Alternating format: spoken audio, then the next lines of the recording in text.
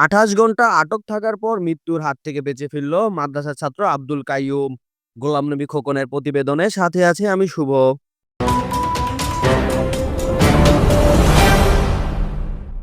আমি শাস্তি চাই, এলাকাবাসী শাস্তি চাই।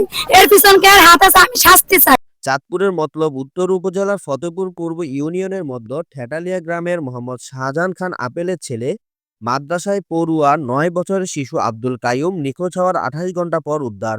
ঘটনার বিবরণে জানা যায়, আব্দুল কাইয়ুম ঠেটালিয়া নোয়াবপুর মাদ্রাসায় লেখাপড়া করত। ২-২.৫ বছর যাবৎ নিয়মিত লেখাপড়া করে আসছে।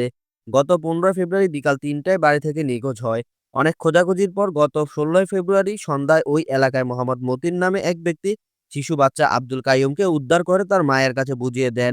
তবে শিশু বাচ্চাটির মা সামিনা বেগম বলেন, মতিনকে জিজ্ঞেসে তিনি বলেন কোথা থেকে শিশুটি উদ্ধার করা হয়েছে তা পরে জানাবেন। এদিকে উদ্ধার করা শিশু বলেন, ওই দিন বিকালে মা আমাকে গোসল করিয়ে খাইয়ে দিবে। এ সময় আমি বাড়ির সামনে দাঁড়িয়ে থাকি।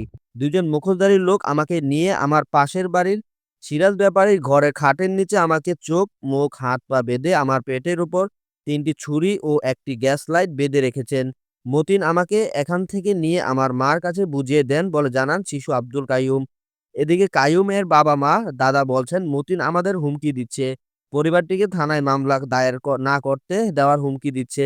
এদিকে শিশুটির মা উদ্ধারকারী মতিন বলেন, লুদুয়া আমতলা থেকে বাচ্চাটিকে উদ্ধার করে বাচ্চাটির মার কাছে বুঝিয়ে দেন বলে তিনি জানান। পরিবারটি এখন নিরাপত্তাহীনতায় ভুগছেন। আসল রহস্য উদ্ঘাটন করার জন্য কর্তৃপক্ষের দৃষ্টি আকর্ষণ করছেন এলাকাবাসী।